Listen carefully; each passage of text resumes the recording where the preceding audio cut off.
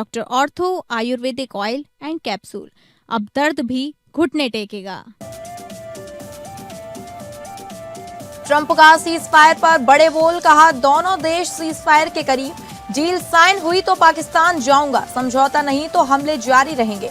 Iran ने Trump के दावे को किया खारिज, इजरायल और लेबनान 10 दिन के सीज फायर पर राजी। संसद में संविधान संशोधन पर चर्चा आज भी रहेगी जारी, संविधान संशोधनों पर आज होगी वोटिंग। झारखंड के चाईबासा के सरांजा जंगल में नक्सलियों से मुठभेड़, आईईडी ब्लास्ट में आज एक और जवान घायल, एयरलिफ्ट में लाया गया रांची, सर्च ऑपरेशन जारी।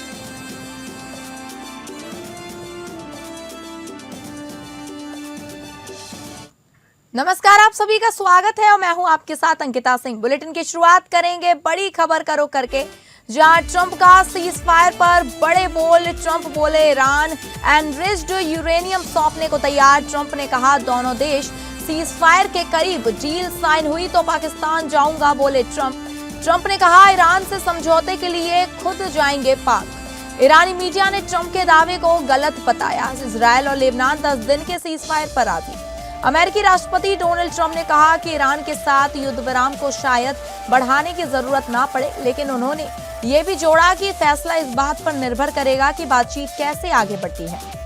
अमेरिकी राष्ट्रपति डोनाल्ड ट्रंप ने दावा किया कि ईरान अपने एनरिच्ड यूरेनियम का भंडार अमेरिका को सौंपने के लिए तैयार हो गया। उन्होंने व्हाइट हाउस में पत्रकारों से यह भी कहा कि दोनों देश शांति समझौते के काफी करीब है। उन्होंने कहा कि बातचीत बहुत सफल चल रही है और समझौते की संभावना काफी ज्यादा है। ट्रंप ने कहा कि अगर यह डील हो जाती है तो तेल की सप्लाई शुरू हो जाएगी, हॉर्मुज स्ट्रेट खुला रहेगा और हालात सामान्य हो जाएंगे। उन्होंने ये भी कहा कि अगर समझौता इस्लामाबाद में होता है तो वे पाकिस्तान की यात्रा भी कर सकते हैं। हालांकि ईरानी मीडिया ने ट्रंप के दावे को गलत बताया है और कहा कि अमेरिकी राष्ट्रपति हवाई किले बना रहे हैं। वहीं इजरायल और लेबनान 10 दिन के सीज फायर पर राजी हो गए हैं। यह युद्ध विराम लागू हो गया है। ट्रंप ने ट्रुथ सोशल पर पोस्ट कर बताया कि उन्होंने लेबनान के राष्ट्रपति जोसेफ ऑन और इजरायल के प्रधानमंत्री बेंजामिन नेतन्याहू से बातचीत की, जिसके बाद यह सहमति बनी है। ट्रंप ने एक बार फिर से पीएम मोदी का अपना दोस्त बताया है। उन्होंने कहा कि दोनों के बीच हाल ही में हुई फोन पर बातचीत बहुत अच्छी रही। इससे पहले पीएम मोदी ने एक्स पर पोस्ट कर इसकी जानकारी दी थी। इस बातचीत में पश्चिम एशिया की स्थिति और क्षेत्रीय सुरक्षा जैसे मुद्दों पर चर्चा हुई। खासतौर पर हॉर्मुज स्ट्रेट को खुला और सुरक्षित बनाए रखने पर जोर दिया गया, क्योंकि यह वैश्विक ऊर्जा आपूर्ति के लिए बेहद अहम मार्ग है। वहीं अमेरिकी राष्ट्रपति डोनाल्ड ट्रंप ने दावा किया कि ईरान अपने यूरेनियम का भंडार सौंपने के लिए तैयार हो गया है। व्हाइट हाउस में पत्रकारों से बात करते हुए ट्रंप ने इस भंडार को न्यूक्लियर डस्ट का नाम दिया और कहा कि दोनों देश एक शांति समझौते के बेहद करीब हैं। Afghanistan and much more than that, and all these different places. And I said, we were in there for 2 months. And you know what? We're going to have victory very shortly. This is not...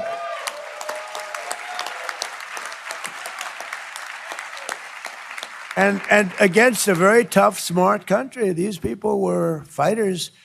And, I don't want to claim it before the fact, but they have no Navy left. 158 ships at the bottom of the sea. 158, think of it. 158. I got angry. I said, why didn't you save them? We could have used them, יש לנו הזדמנות לעשות הסכם שלום היסטורי עם לבנון. הנשיא טראמפ התכוון להזמין אותי ואת נשיא לבנון כדי לנסות לקדם את ההסכם הזה. ההזדמנות הזאת קיימת משום שמאז מלחמת התקומה אנחנו שינינו עד היסוד את מאזן הכוחות בלבנון.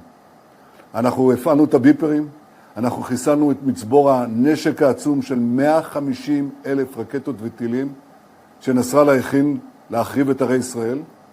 אנחנו חיסלנו את נסראללה. והמאזן הזה השתנה בצורה כזאת שהתחלנו לקבל קריאות מלבנון בחודש האחרון, לקיים שיחות שלום ישירות בינינו לבינם, דבר שלא היה למעלה מ-40 שנה. אני נעניתי לקריאה הזאת והסכמתי פסק זמן, או יותר נכון, להפסקת אש זמנית של 10 ימים, כדי לנסות לקדם את ההסכם שהתחלנו לדון בו עם פגישת השגרירים בוושינגטון. בשיחות השלום האלה יש לנו 2 דרישות יסודיות. और अगली बड़ी खबर का रुख करेंगे, जहां संसद में संविधान संशोधन पर चर्चा जारी।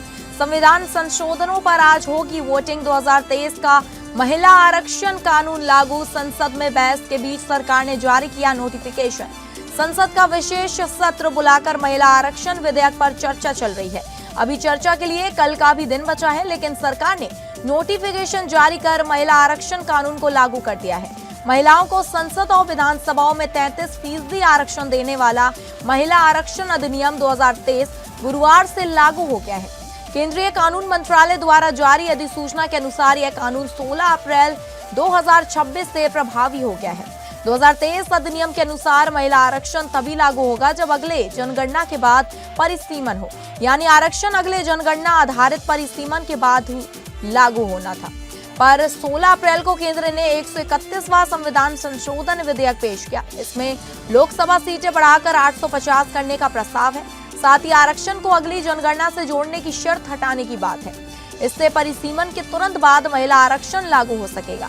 विपक्ष महिला आरक्षण का समर्थन करता है, पर 2011 जनगणना पर परिसीमन का विरोध कर रहा है। आज लोकसभा में मतदान से पहले केंद्र ने कल रात 2023 अधिनियम अधिसूचित कर दिया है, जिसके लिए 2/3 बहुमत चाहिए। पीएम मोदी ने कहा, हम भ्रम में ना रहें, हम अहंकार में ना रहें। यहाँ मैं और तुम की बात नहीं कर रहा हूँ। हम देश की नारी शक्ति को कुछ दे रहे हैं, ये उनका हक है और हमने कई दशकों से उनको रोका है। आज उसका प्रायश्चित करके उस अपराध से मुक्ति पाने का अवसर है। प्रियंका गांधी ने कहा, पीएम कह रहे हैं कि उन्हें इसका श्रेय नहीं चाहिए। मैं कहती हूं कि बार बार बहकाने वाले पुरुषों को महिलाएं पहचान लेती हैं। सावधान हो जाइए, नहीं तो पकड़े जाएंगे। जानते हैं हर एक ने कैसे चालाकी की, हर बार चतुराई की। बिल्कुल हम तो इसके पक्ष में ही हैं, लेकिन हम इसके साथ ही है, लेकिन हर बार कोई न कोई टेक्निकल पूंछ लगा दी इसको और इसको रोका गया। हर बार ऐसी चीजें लाई गई है।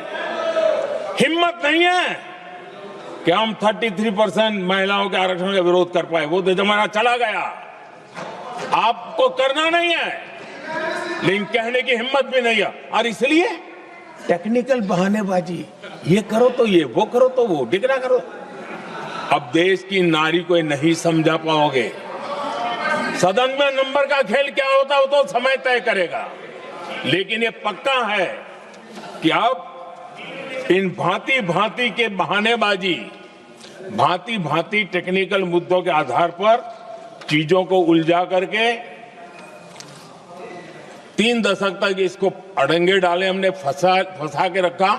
आपने जो अचीव करना था कर लिया, अब छोड़ दो। प्रधानमंत्री जी की बातों से ये लगा कि भाजपा ही महिला आरक्षण के चैंपियन, प्रस्तावक और सबसे बड़े समर्थक रहे हैं। इनके पूरे भाषण में यही बात थी, जबकि ये कह रहे थे कि इन्हें इसका श्रेय नहीं चाहिए। कोई भी महिला आपको बता देगी कि बार बार बहकाने वाले पुरुषों को महिलाएं झट से पहचान लेती हैं। थोड़ी सावधानी बरत लीजिए। अब 24 में संभव नहीं था, क्योंकि इतने कम समय में करना मुश्किल था। अब 29 में हमारे पास अवसर है। अगर हम 29 में भी नहीं करते तो ये स्थिति क्या बनेगी हम कल्पना कर सकते। फिर हम देश की माताओं बहनों को ये विश्वास नहीं बना पाएंगे कि हम सचमुच में प्रयास सच्चे अर्थ कर सकते थे। और इसलिए समय की मांग है कि अब हम ज्यादा विलंब न करें। इस दरमियान राजनीतिक दल के लोगों से, संविधान के जानकार लोगों से, जो महिलाओं में एक्टिविस्ट के नाते काम करने वाले, ऐसे लोगों से भी कई चर्चाएं हुई। कुछ लोगों ने खुद होकर के भी सुझाव दिए। मान्यवर, हमारा संविधान किसी भी प्रकार के धर्म के आधार पर आरक्षण की कतई मंजूरी नहीं देगा। और मैं फिर से संकल्प सरकार का बताता हूं कि धर्म के आधार पर मुस्लिमों को किसी भी प्रकार का आरक्षण गैर संवैधानिक है, इसका सवाल ही पैदा नहीं हो। क्योंकि उत्तर प्रदेश में 120 सीटें तो लोकसभा की होने जा रही हैं और विधानसभा की सीटें तो अगर 600 हो रही हैं, अगर 600 हो रही हैं तो कहीं ऐसा तो नहीं अध्यक्ष महोदय उसमें भी कोई साजिश षड्यंत्र हो, जो षड्यंत्र हम लोगों को समझ में नहीं आ रहा हो। और अगर षड्यंत्र रहेगा तो जैसे अयोध्या हारे आप, एक बार फिर उत्तर प्रदेश आप हार जाएंगे। कि इस सरकार के द्वारा किस प्रकार से डिलिमिटेशन को किस प्रकार से एक निजी और काफी निम्न स्तर की राजनीतिक अस्त्र इसको बनाया गया है। मैं 2 प्रदेशों का उदाहरण देना चाहता हूं कि कैसे आज डिलिमिटेशन का व्यवहार किया जा रहा है। एक जम्मू कश्मीर, दूसरा असम, दोनों प्रदेशों में डिलिमिटेशन। और अगली बड़ी खबर का रुख करेंगे, जहां राज्यसभा उप सभापति चुनाव लगातार तीसरी बार निर्विरोध चुने जाएंगे हरिवंश। विपक्ष ने नहीं उतारा उम्मीदवार, हरिवंश 2 बार रह चुके हैं उप सभापति। विपक्ष ने किया चुनाव का बहिष्कार। राज्यसभा के उप सभापति पद के लिए चुनावी समर में सत्तारूढ़ एनडीएस इस अहम पद के लिए एक बार फिर हरिवंश पर दांव लगाने की तैयारी में है। यह पद 9 अप्रैल को हरिवंश का कार्यकाल खत्म होने के बाद खाली हो गया था। इसके बाद राष्ट्रपति द्रौपदी मुर्मू ने उन्हें दोबारा राज्यसभा के लिए मनोनीत किया और उन्होंने 10 अप्रैल को शपथ ली थी। सूत्रों के मुताबिक राज्यसभा में सदन के नेता और केंद्रीय मंत्री जेपी नड्डा ने विभिन्न दलों के नेताओं से बातचीत कर हरिवंश के नाम पर सहमति बनाने की कोशिश की है। हालांकि विपक्ष ने इस चुनाव को लेकर सरकार पर निशाना साधा है। कांग्रेस, तृणमूल कांग्रेस और वाम दलों का कहना है कि जब लोकसभा में उपाध्यक्ष का पद 2019 से खाली है तो राज्यसभा में इतनी जल्दी चुनाव कराने की क्या जरूरत है। कांग्रेस नेता जयराम रमेश ने आरोप लगाया है कि सरकार उपसभापति की नियुक्ति को जल्दबाजी में थोपना चाहती है। गौरतलब है कि हरिवंश बिहार से जेडीयू के सांसद रहे हैं और वे पहले भी 2 कार्यकाल तक उपसभापति रह चुके हैं। अपने कार्यकाल के दौरान उन्होंने सदन में कई संवेदनशील और विवादित मुद्दों को संभाला है। राज्यसभा के उपसभापति पद के लिए एनडीए उम्मीदवार हरिवंश का लगातार तीसरी बार चुना जाना लगभग तय हो गया है। विपक्ष ने लोकसभा उपाध्यक्ष का पद रिक्त होने और परामर्श की कमी का आरोप लगाते हुए इस चुनाव का बहिष्कार किया है।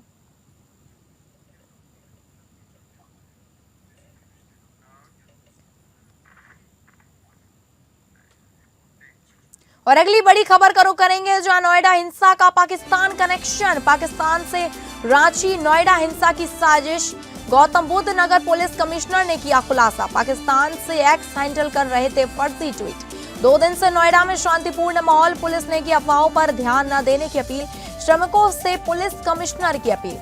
उत्तर प्रदेश के नोएडा में श्रमिक आंदोलन के बीच कुछ अवांछनीय तत्व पाकिस्तानी एजेंडे पूरा कर रहे थे। श्रमिकों के विरोध को हाईजैक करने के लिए 2 सोशल मीडिया अकाउंट लगातार पाकिस्तान से सक्रिय थे, जिसमें 13 अप्रैल को भड़का बवाल हिंसा में बदल गया। गौतम बुद्ध नगर पुलिस कमिश्नर लक्ष्मी सिंह ने नोएडा हिंसा के पीछे पाकिस्तानी कनेक्शन का बड़ा खुलासा किया है। पुलिस को इसके साक्ष्य भी मिले हैं। लक्ष्मी सिंह ने बताया कि पिछले 2 दिनों से नोएडा में शांति है। पुलिस ने शांति व्यवस्था बहाल करने फ्लैग मार्च निकाला। नोएडा क्षेत्र की सभी इंडस्ट्रियल यूनिटों में 1 से 3 शिफ्टों में श्रमिकों से शांतिपूर्वक काम किया गया। पुलिस कमिश्नर ने बताया कि उत्तर प्रदेश सरकार द्वारा हाई लेवल कमेटी की सिफारिश को स्वीकार करते हुए सभी श्रमिकों को न्यूनतम वेतन की जो वृद्धि की गई थी, इससे संतोष की भावना देखी गई। पुलिस कमिश्नर लक्ष्मी सिंह ने गौतम बुद्ध नगर के श्रमिकों समेत आम लोगों से अपील की है। उन्होंने कहा कि किसी के भी उकसाने में न आए। द्वारा सेक्टर स्कीम को लागू करते हुए प्रातःकाल से लगातार फ्लैग मार्च और पिकेट ड्यूटी कराई जा रही है। कल भी और आज भी नोएडा जनपद के समस्त औद्योगिक क्लस्टर्स की इकाइयां शांतिपूर्वक खुली और सभी श्रमिक जो हैं उन्होंने अलग अलग शिफ्टों में, कई जगहों पर 1 शिफ्ट, कई जगहों पर मैक्सिमम 2 शिफ्ट और कई जगहों पर 3 शिफ्टों में आके अपना काम करना प्रारंभ कर दिया है। उत्तर प्रदेश सरकार द्वारा हाई लेवल की कमेटी के रिकमेंडेशंस को स्वीकारते हुए सभी श्रमिक भाइयों के न्यूनतम वेतनमान में जो वृद्धि की गई थी उसको लेकर श्रमिकों में एक संतोष की भावना आ गई है। साथ ही साथ उत्तर प्रदेश सरकार द्वारा श्रमिकों की संभावनाओं को देखते हुए, उनकी भावनाओं को देखते हुए और उनके विभिन्न परिस्थितियों को ध्यान में रखते हुए एक वेज बोर्ड के गठन का भी निर्णय लिया गया था, जैसे कि परसों ही सभी श्रमिक भाइयों को अलग अलग माध्यमों से सूचित करा दिया गया था। इसके बाद ही वो पीसफुली काम पर लौटे हैं। वहीं इस खबर की ज्यादा जानकारी के साथ हमारे विशेष संवाददाता आनंद सिंह हमारे साथ फोन लाइन पर जुड़ गए। आनंद, जिस तरीके से पाकिस्तानी कनेक्शन निकल रहा है नोएडा हिंसा के पीछे, क्या पूरी जानकारी है कि पाकिस्तान से एक्स हैंडल कर रहे थे ये फर्जी ट्वीट जो पाकिस्तान की ओर से किए जा रहे थे? बिल्कुल, जो जानकारी निकलकर सामने आई है और जो गौतम बुद्ध नगर नोएडा के पुलिस कमिश्नर है उन्होंने जो खुलासा किया है, उनका ये कहना है कि जो श्रमिकों का विरोध था उसको हाईजैक करने के लिए जो सोशल मीडिया अकाउंट लगातार सक्रिय थे और ये पाकिस्तान से सक्रिय थे, जिसके कारण से जो 13 अप्रैल को जो हिंसा हुई थी उनको काफी फर्क गई थी। और पुलिस कमिश्नर लक्ष्मी सिंह ने ये कहा है कि ये खुलासा करते हुए कि पाकिस्तानी कनेक्शन का खुलासा करते हुए कहा कि पुलिस की उसकी जांच की गई है और साथ ही साथ जो हमारी जानकारी है कि इसको लेकर कुछ गिरफ्तारियां भी पुलिस द्वारा की गई है और आने वाले कुछ दिनों में इस बात का पूरी तरह से खुलासा हो जाएगा, पूरी तरह से ये बात सामने आ जाएगी कि जो ये अचानक से जो हिंसा बढ़ती है ये श्रमिकों की उसके पीछे कौन कौन से दिमाग से मास्टरमाइंड कौन था और क्या वजह रही थी। कहेंगे जो हमारे श्रमिक है, जो हमारी इस तरह से कह सकते हैं की अर्थव्यवस्था जो पंख लगाकर उड़ रही है, नोएडा अपन से उभर रहा है, इसको कहीं ना कहीं डिस्टर्ब करने का ये प्रयास था। ये तमाम चीजें हैं जिसकी जानकारी आने वाले दिनों में निकल कर आएगी, लेकिन इतना तय है जब पुलिस कमिश्नर के बयान के मुताबिक ये जो पूरी हिंसा हुई है उसको भड़काने में कहीं ना कहीं पाकिस्तान का कनेक्शन जरूरी है। ठीक है आनंद, आपका धन्यवाद जानकारी देने के लिए। और अगली बड़ी खबर का रुख करेंगे जो आ रही है रांची से, जो आईईडी ब्लास्ट में एक और जवान घायल। चाईबासा के सरांडा जंगल में मुठभेड़ जारी, एयरलिफ्ट से लाया गया रांची। नक्सलियों के खिलाफ लगातार चल रहा है सर्च ऑपरेशन। नक्सल उन्मूलन अभियान के तहत झारखंड के सबसे नक्सल प्रभावित चाईबासा जिले के सारंडा जंगलों में चलाए जा रहे सर्च अभियान के ऑपरेशन के तहत दूसरे दिन भी नक्सलियों और सुरक्षा बलों के बीच मुठभेड़ जारी है। ताजा जानकारी के अनुसार इस मुठभेड़ के दौरान नक्सलियों द्वारा किए गए आईईडी ब्लास्ट में आज सीआरपीएफ कोबरा बटालियन के एक और जवान घायल हो गए, जिन्हें एयरलिफ्ट कर रांची लाया जा रहा है। सूचना के मुताबिक कि जिले के मनोहरपुर प्रखंड अंतर्गत छोटा नागरा थाना क्षेत्र के बालिबा गांव के पास चडरा डेरा में नक्सलियों द्वारा लगाए गए आईईडी विस्फोट में अब तक कुल 5 जवान घायल हो चुके हैं। वहीं इस मुठभेड़ के बीच आईईडी ब्लास्ट की चपेट में आकर कोबरा बटालियन 205 के इंस्पेक्टर सत्य प्रकाश गंभीर रूप से घायल हो गए हैं, जबकि बाकी के 4 जवान गोली लगने से जख्मी होकर घायल हुए हैं। फिलहाल गंभीर रूप से घायल जवानों को निजी अस्पताल में भर्ती कराया गया है, वहीं अन्य का इलाज स्थानीय स्तर पर किया जा रहा है। तो वहीं पूरे इलाके में फिलहाल अलर्ट के साथ सर्च अभियान को और तेज कर दिया गया है।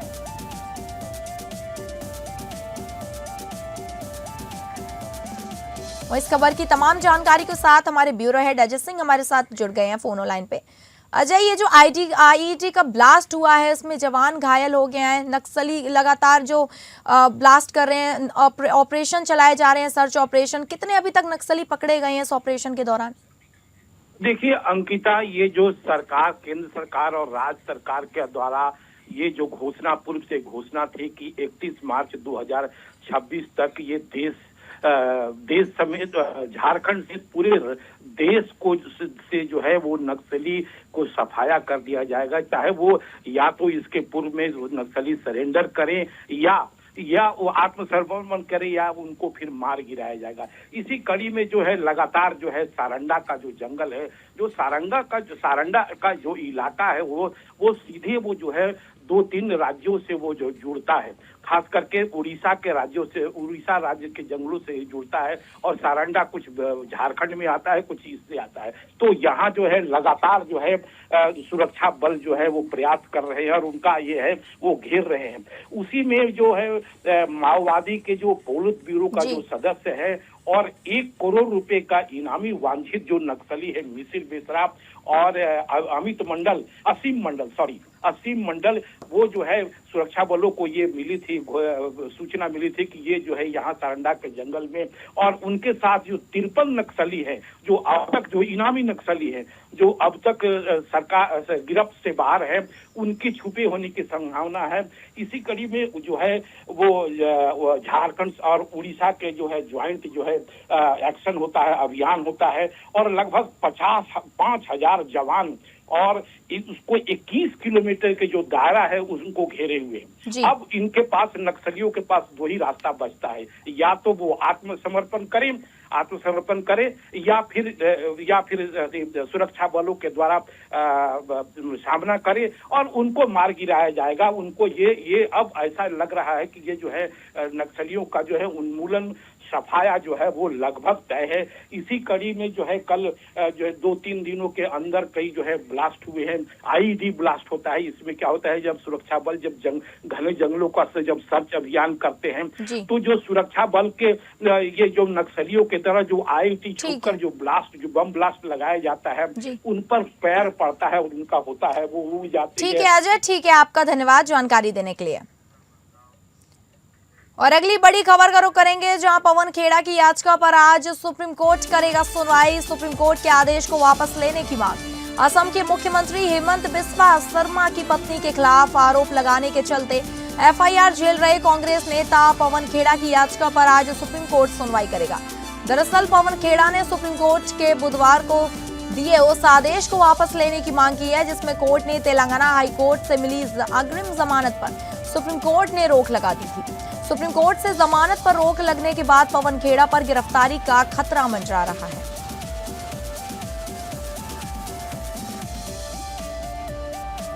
वहीं इस खबर की तमाम जानकारियों के साथ हमारे संवाददाता विवेक सिंह चंदेल हमारे साथ फोन लाइन पे जुड़ गए। विवेक, आज पवन खेड़ा की याचिका पर आज सुप्रीम कोर्ट सुनवाई करने जा रहा है।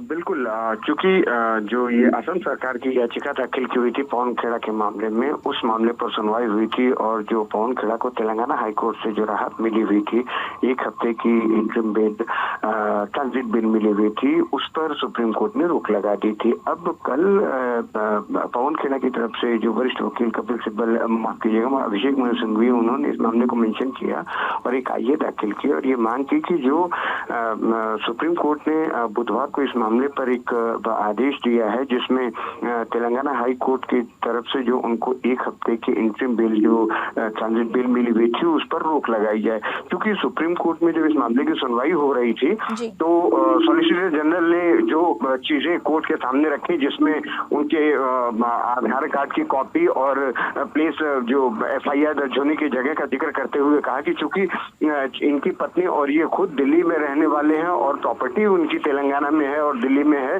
और उनका जो आधार कार्ड है वो दिल्ली का, ऐसे में जो इन्होंने तेलंगाना को ही क्यों चुना, क्योंकि जब सब में इस मामले में एफआईआर दर्ज हुई तो उनको समझाना चाहिए था। तो सुप्रीम कोर्ट ने जो दलीलें हैं उसको रिकॉर्ड पे रखा। रिकॉर्ड पे रखने के बाद जो पवन खेड़ा और स्टेट ऑफ तेलंगाना और के जो डीसीपी हैं उनको नोटिस जारी करते हुए जो तेलंगाना हाई कोर्ट से उन्हें 1 हफ्ते के लिए ट्रांजिट इंटरिम बेल मिली हुई थी, उस पर रोक लगा दी थी।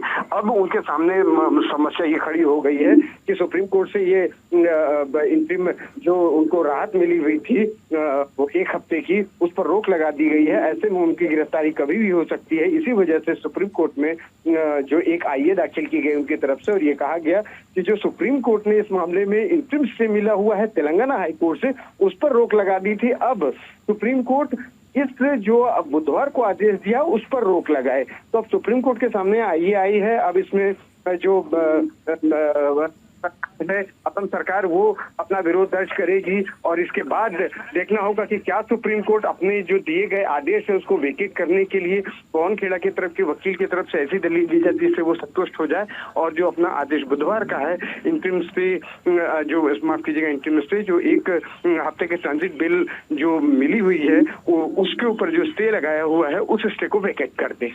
जी ठीक है विवेक, आपका धन्यवाद जानकारी देने के लिए।